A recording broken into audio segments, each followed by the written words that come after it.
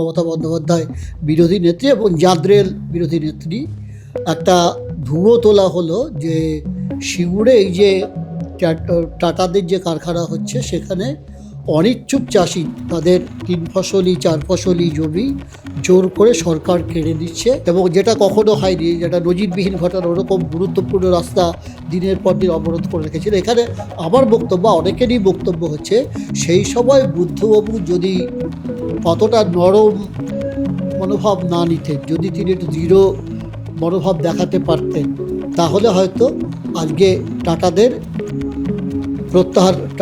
এই জাদু কারখানা প্রত্যাহার করে দেওয়া হতো না। দাদা, এটা নিয়ে তো একটা বিতর্ক আছে যে উনি লুকিয়ে লুকিয়ে খাবার খেতেন বা এইসব বিষয়। হ্যাঁ, সেটা তো আছে, সেটা অস্বীকার করে লাভ নেই, এটা বিতর্ক। এবং অনেক অনেক সাংবাদিক তারা দেখেছে রাত্রিবেলা তিনি কেক খাচ্ছেন, চকলেট খাচ্ছেন। 2011 সালে মমতা বন্দ্যোপাধ্যায় ক্ষমতায় এসেছেন, আজকে 2025 সাল, দীর্ঘ প্রায় 15 বছর, প্লাস মাইনাস 15 বছর।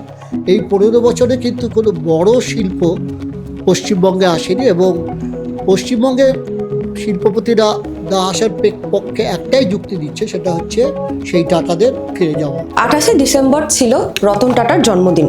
আমাদের পশ্চিমবঙ্গের মাটিতে দাঁড়িয়ে রতন টাটার কথা মনে পড়লেই উঠে আসে 2009 থেকে 2010, 2011 এই যে সময়টা, এই সময়টার সিঙ্গুরে যে কারখানা হওয়ার কথা ছিল এবং যেটাকে কেন্দ্র করে একেবারে সরকার উল্টে যাওয়ার যে ঘটনা, সেই ঘটনা। এই মুহূর্তে আমাদের সঙ্গে প্রবীণ সাংবাদিক দেবাশিস দাশগুপ্ত রয়েছে। দাদা, তুমি তখন একেবারে সামনে থেকে খবর কভার করছো, এই যে সিঙ্গুরের যে কারখানা হবে কি হবে না, শিল্প আসবে কি আসবে না, এটা নিয়ে একটা দ্বন্দ্ব তৈরি হয়েছে তখনকার বামফ্রন্ট সরকারের সঙ্গে বিরোধী দলনেত্রী মমতা বন্দ্যোপাধ্যায়।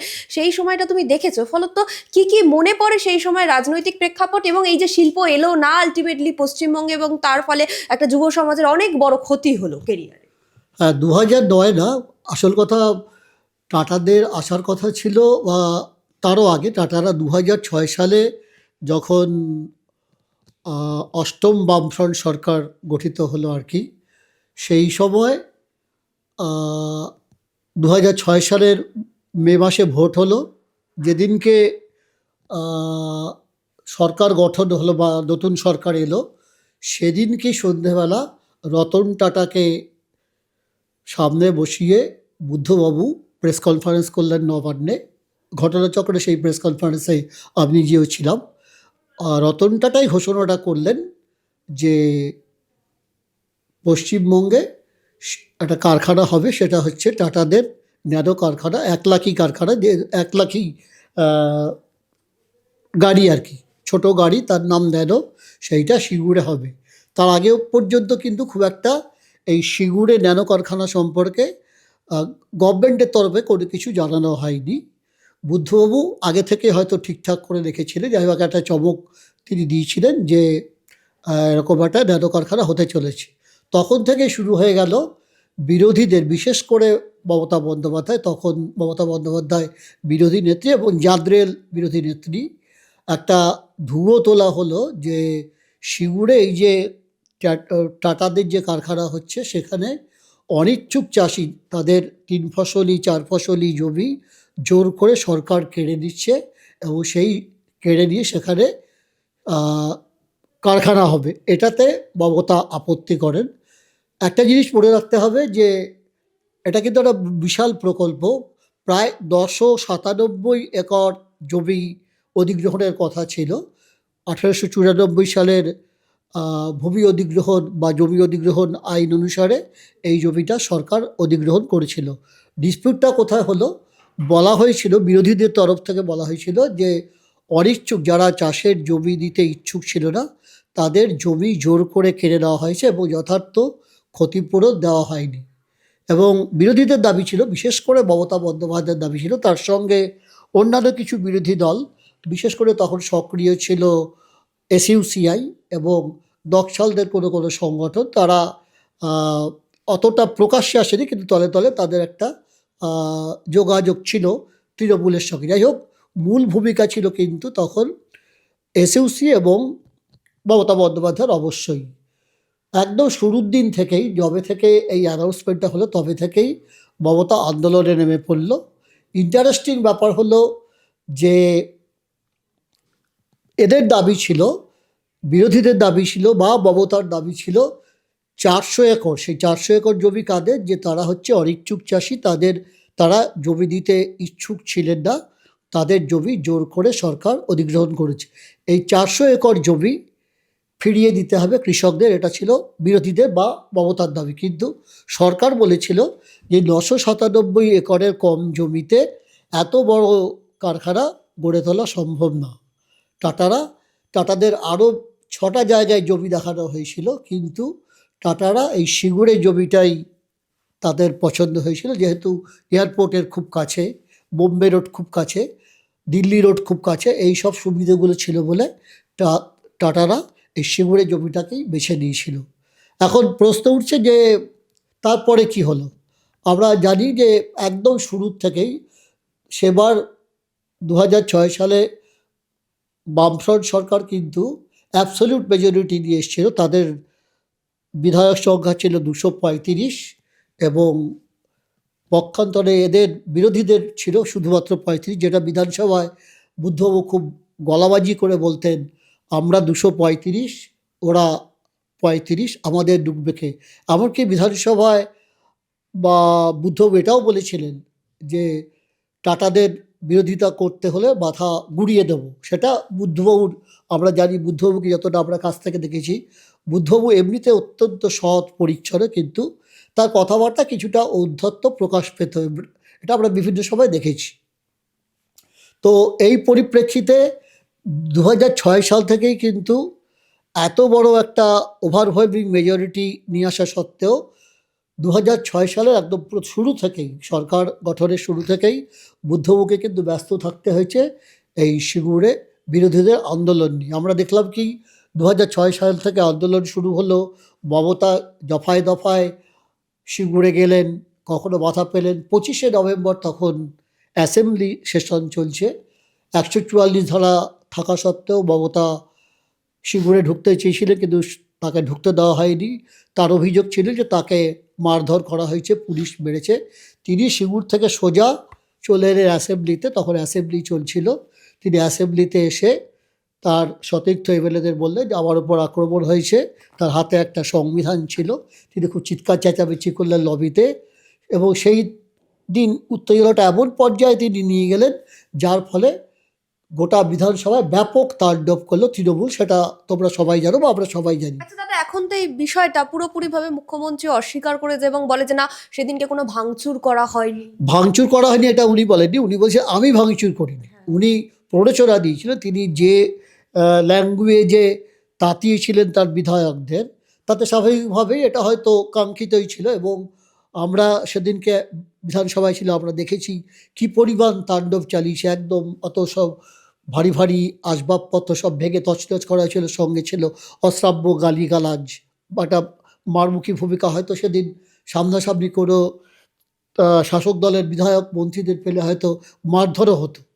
মমতা যেটা বলেছিলেন যে আমি কিন্তু ভাঙচুর করিনি, সেটা রাইট, তিনি নিজে ভাঙচুর করেননি, কিন্তু এটা বলা চলে যে তিনি ভাঙচুরে মদত দিয়েছিলেন। এবং তার ওই উত্তেজিত কথাবার্তা শুনে এমএলএরা কিন্তু সেদিনকে তাণ্ডব শুরু করেছিল। যাই হোক, সেটা একটা তারপর থেকে আমরা দেখেছি বিভিন্ন সময়ে আন্দোলন হয়েছে, এবং 2008 সালে এরকম, তার মধ্যে একাধিকবার, আমি আর সেই সব পুরনো প্রসঙ্গে যাচ্ছি না, সেগুলো তুমি জানো, আমাদের পাঠক যারা বা দর্শক যারা সকলেই জানে, যে দফায় দফায় হাইকোর্ট হয়েছে, সুপ্রিম কোর্ট হয়েছে, বহুবার মামলা হয়েছে রাজ্য সরকারের কাছে, টাটারা গেছে, মমতা গেছে, বিভিন্ন মামলা হয়েছে, মামলার বিভিন্ন রায় হয়েছে। কিন্তু আন্দোলনটা কি ছিল, এবং বামফ্রন্টের মধ্যেও এ নিয়ে একটা বিতর্ক তখন ছিল। লেফট ফ্রন্টের অন্যান্য শরিক, সিপিএম ছাড়া অন্যান্য শরিক, আরএসপি, সিপিআই, ফরওয়ার্ড ব্লক, এরাও কিন্তু এই কৃষকদের জমি কেড়ে নেওয়ার ব্যাপারে আপত্তি করেছিলেন। আমার যেটা মনে হয়, আমি বিভিন্ন সময়ে, আমি তখন যে সমস্ত পত্রপত্রিকায় কাজ করেছি, আমি নিজেও লিখেছি যে বুদ্ধবাবু বা নিরুপম সেন তখন শিল্পমন্ত্রী, তাদের যেটা ভুল হয়েছে যে শরিক দলগুলোকে কনফিডেন্সে নিয়ে এসে একটা জায়গায় আসা উচিত ছিল, কিন্তু সেটাও উনি করেননি, এবং যার জন্য তাকে দলের মধ্যেও ভর্ৎসিত হতে হয়েছে। জ্যোতিবাবু বিষয়টা পছন্দ করেনি যে বুদ্ধবাবু এবং নিরুপম সেন এবং তখন শিল্প সচিব ছিলেন সব্যসাচী সেন, তিনিও এই বিষয়টা ছিলেন। তখনও দলের মধ্যে একটা বিতর্ক হয়েছিল যে দলকে কনফিডেন্সে না রেখে বুদ্ধবাবু কিছুটা একা একা গোটা বিষয়টা করতে গিয়েছিলেন, যার জন্য তাকে আলটিমেটলি পিছু হতে হয়। আমরা দেখেছি 2008 সালে মমতা বন্দ্যোপাধ্যায় 25 দিন অনশন করলেন ধর্মতলায়। এবং দাদা এটা নিয়ে তো একটা বিতর্ক আছে যে উনি লুকিয়ে লুকিয়ে খাবার খেতেন বা এইসব বিষয়গুলো। হ্যাঁ, সেটা তো আছে, সেটা অস্বীকার করে লাভ নেই, এটা বিতর্ক। এবং অনেক অনেক সাংবাদিক তারা দেখেছে রাত্রিবেলা তিনি আহ, কেক খাচ্ছেন, চকলেট খাচ্ছেন, সেগুলো আলাদা বিষয়। কিন্তু তিনি অনশন করেছিলেন একেবারে, অন্তত যেটা প্রকাশ্যে দেখা গেছে তিনি অনশনটা করেছিলেন। হয়তো রাতের দিকে কোথায় চকলেট খেলেন বা কী খেলেন সেটা তো আর সেভাবে প্রকাশ্যে আসেনি, তবে তাই দেখি বিতর্ক আছে। যাই হোক, সেটা খুব একটা বড় বিষয় না। তার উপরে আমরা দেখেছি যে আন্দোলনটা এমন জায়গায় চলে গেল, সিঙ্গুরের গেটে ভাঙচুর করা হলো। তারপরে 2008 সালেই সিঙ্গুর এক্সপ্রেসওয়েতে অবরোধ করা হলো, এবং যেটা কখনো হয়নি, যেটা নজিরবিহীন ঘটনা, ওরকম গুরুত্বপূর্ণ রাস্তা দিনের পর দিন অবরোধ করে রেখেছিল। এখানে আমার বক্তব্য, অনেকেরই বক্তব্য হচ্ছে সেই সময় বুদ্ধবাবু যদি অতটা নরম মনোভাব না নিতেন, যদি তিনি একটু দৃঢ় মনোভাব দেখাতে পারতেন, তাহলে হয়তো আজকে টাটাদের টাটাদের এই ন্যানো কারখানা প্রত্যাহার করে নেওয়া হতো না। আমরা এখনও, আমি অন্তত ব্যক্তিগতভাবে বিশ্বাস করি যে তিনি যদি সেদিন পুলিশ ব্যবহার করে উঠিয়ে দিতেন, একটু বল প্রয়োগ করতে হতো, তাতে হয়তো 2-4 দিন একটু চিৎকার চেঁচামেচি হতো, মিডিয়া লেখালেখি হতো। আলটিমেটলি যদি ওই সিঙ্গুর থেকে উঠিয়ে দিতে পারতেন তিনি, কিন্তু সেদিন তিনি ভালো মানুষই করেছিলেন। এই নিয়েও দলের মধ্যে নানা বিতর্ক হয়েছে যে বুদ্ধবাবু, এবং তখন এমন একটা পরিস্থিতি যে প্রায় 80% বা 90% কাজ হয়ে গেছে, প্রায় শেষের পথে উদ্বোধন হবে এরকম একটা পর্যায়ে, আর অল্প কিছু কাজ বাকি, এরকম একটা সময়। এবং তার আগে টাটারা বহুবার বলেছিলেন, রতন টাটা নিজে একাধিক প্রেস কনফারেন্সে বলেছিলেন যে যদি আমার মাথায় বন্দুক ঠেকালো আমরা এই প্রকল্প থেকে সরে আসতে পারবো না। আমি একটু আগেই বললাম যে বুদ্ধবাবু একথা বলেছিলেন যে টাটাদের কেউ বাধা দিলে আমরা গুড়িয়ে দেবো। কিন্তু আলটিমেটলি কী দেখলাম যে আন্দোলনটা এমন পর্যায়ে গেল, একাধিকবার টাটাদের প্রকল্পে ভাঙচুর করা হলো, অফিসারদের বাধা দেওয়া হলো, অফিসারদের মারধর করা হলো। তখন থেকেই কিন্তু প্রবাদ গুনছিলেন টাটারা, যেখানে আর হয়তো থাকা যাবে না। এবং বিভিন্ন সময় আলাপ আলোচনা হয়েছে, তার মধ্যে একাধিকবার রাজ্যপাল হস্তক্ষেপ করেছেন, খোদ রাষ্ট্রপতি হস্তক্ষেপ করেছিলেন যে কীভাবে কোনো অ্যামিকেবল সেটেলমেন্টে আসা যায় কিনা।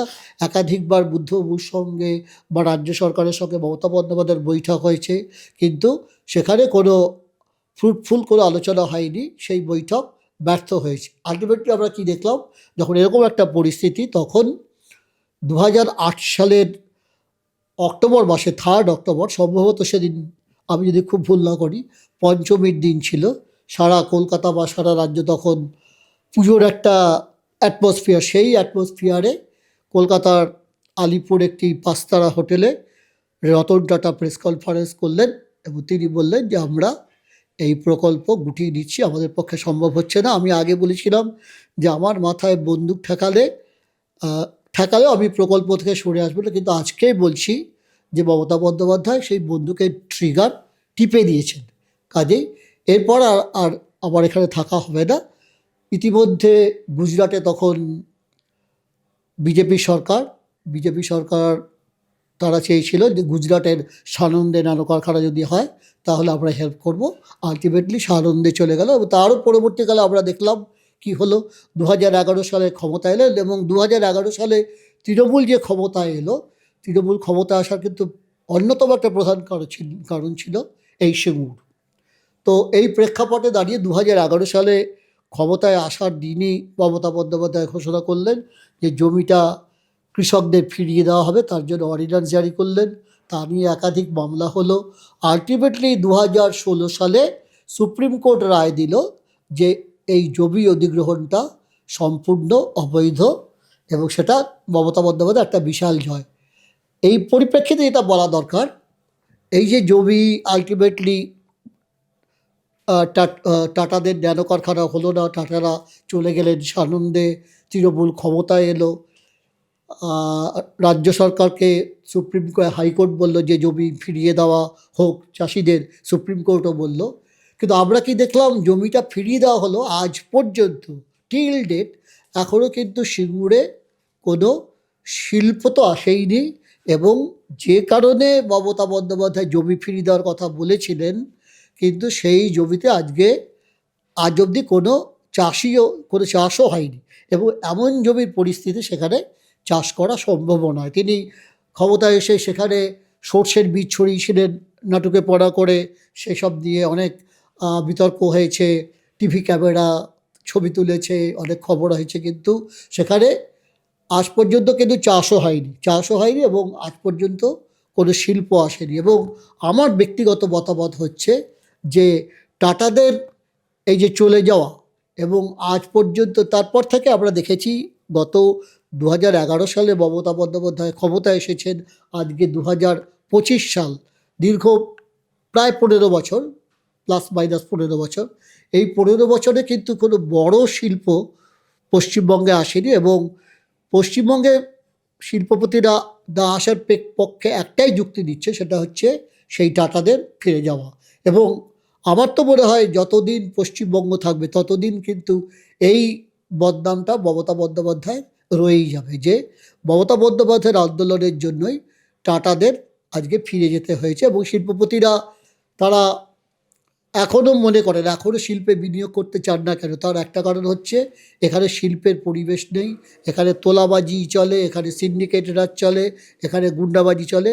এই কারণে কোনো বড় শিল্পপতি, হয়তো ছোটোখাটো কিছু শিল্পপতি আসেন, কিন্তু বড় ধরনের শিল্প, এই যে টাটারা এখানে আসতো, তাহলে কিন্তু আগে গোটা পশ্চিমবঙ্গের পরিবেশটাই বা শিল্পের পরিবেশটাই পাল্টে যেত। অনেকে বলেন যে এই তো ন্যানো কারখানা গুজরাটেও সেরকম সাড়া পাচ্ছে না, সেটা আলাদা কথা।